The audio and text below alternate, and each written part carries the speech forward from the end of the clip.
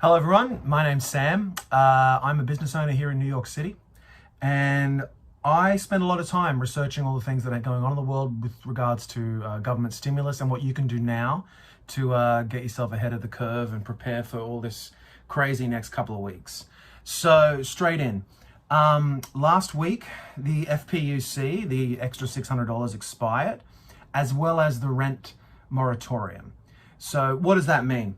Well, it means that that extra $600 plus up is kind of up in the air. As I said in my last video, I think that there's a strong chance that we'll get something along those lines. And I've got some stuff later on. The Republicans just leaked their plan to the New York Times. And in it, they do talk about unemployment. So this is essentially what they said was. They said that they're going to have an interim flat benefit with then being able to move into and update the unemployment systems around the country to give you approximately 70% of wages. I really don't see the Democrats going for this. If anything, as I spoke about last time, I think we'll have a tiered drop-off system. Probably they're going to fight tooth and nail for the extra $600 because they've got the Republicans on the ropes. They were supposed to release their plan last Wednesday, then it was Thursday, then it was Friday, now it's tomorrow. We'll see about that. But yeah, so I think something that I've been thinking about, and I think it got lost by the wayside, is that PPP grants. Now, as part of the new stimulus package the Republicans are proposing, they want to put in place a streamlined forgiveness for PPP under $150,000, as well as a second round for businesses with less than 300 employees. So this means that we will be able to go back to the pot. I think that a big thing that self-employed people and 1099 contractors are missing out on at the moment is that if you earned money on a 1099 or as a self-employed hustle last year, and it is reflected in your Schedule C on your tax return, you can apply for a PPP loan. That means that the minimum amount you can get is $1,000, but you can use it for anything up. Well, 70% of it needs to be used to pay yourself. So you can go ahead, and the minimum is $1,000. So that means you have to earn about $5,000. The calculation is they take your 12 months, they divide it by 12, then times it by 2.5 because it's 2.5 months worth of income. You then can spend it over an 8-week period or a 24-week period. I really highly recommend that you all go out and do that now. There's some of those fintech companies like Kabbage, which are doing them, which have streamlined the process. Give them a go. If you get rejected, go to your lender. They've actually put aside a specific amount of money just for small businesses. And I think this is a really exciting program. You have until August 8th. And if there's going to be a pretty simple forgiveness, I mean, what have you got to lose, essentially?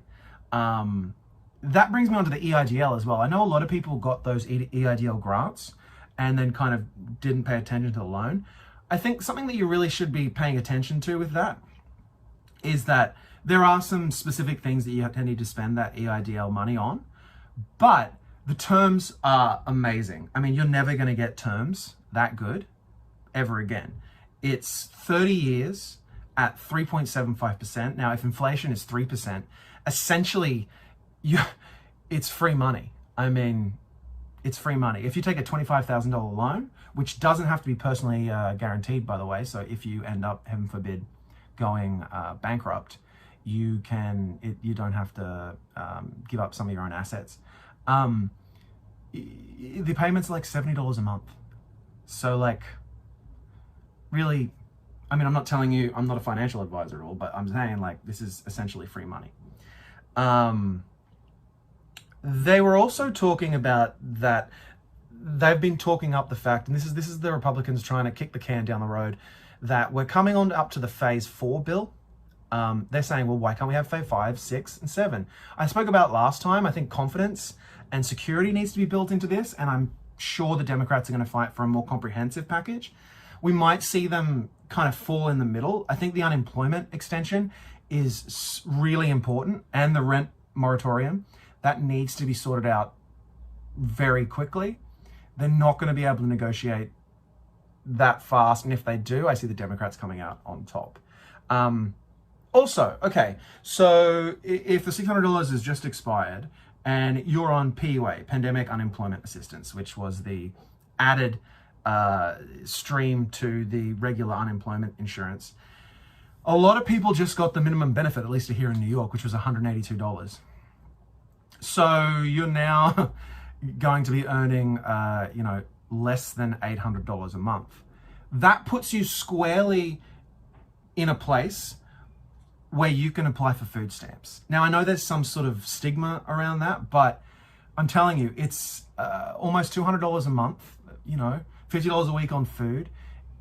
It's free money. They also give you a heating bonus for, heating your house or whatever if you pay the bills there. You can also get rental assistance through these programs. I highly encourage you to look into them. What's the worst that can happen? If you tell the truth, the worst that can happen is they say no.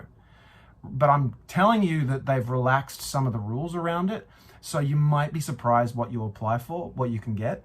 They're also not doing in-person interviews anymore. It's all over the phone. It's a really quick process. Just Google food stamps and then with your state next to it and give it a go. That'll also mean that you qualify for Medicaid. So you can go to the New York State of Health in New York or whatever your Obamacare exchange is. And if you put out your updated income, there's a high likelihood that you might be able to get Medicaid, and there's a stigma around that too. It's an amazing program, particularly in these trying times. Just be careful that you're not understating what you're earning, but be realistic and don't hide anything. Just send the stuff in, then it's up to them. If we have a 2 or 3 week delay in these extra unemployment benefits, that's 3 weeks that you could be qualifying for better healthcare if you get sick. That's 3 weeks you can also get money for food and for heating and to pay your rent. I think that's one of the morals of this kind of story for me, is that these programs are out there and you should be applying for all of them. Whether it's the PPP, the EIDL, as long as you think you qualify, the worst that can happen is no. I know someone who applied for an EIDL, got rejected for the loan, but still got the $1,000 bonus, which is stopped now, the grant portion, but the loan is still open. So it's worth trying. Throw your hat in the ring and see what happens. So that's it from me today. I will be back tomorrow. I'm sure a lot is going to happen tomorrow, so I'll definitely do another video tomorrow. Good luck, and if you have any questions, feel free to DM me or write in the comments or whatever around, and I'll see you in the next one.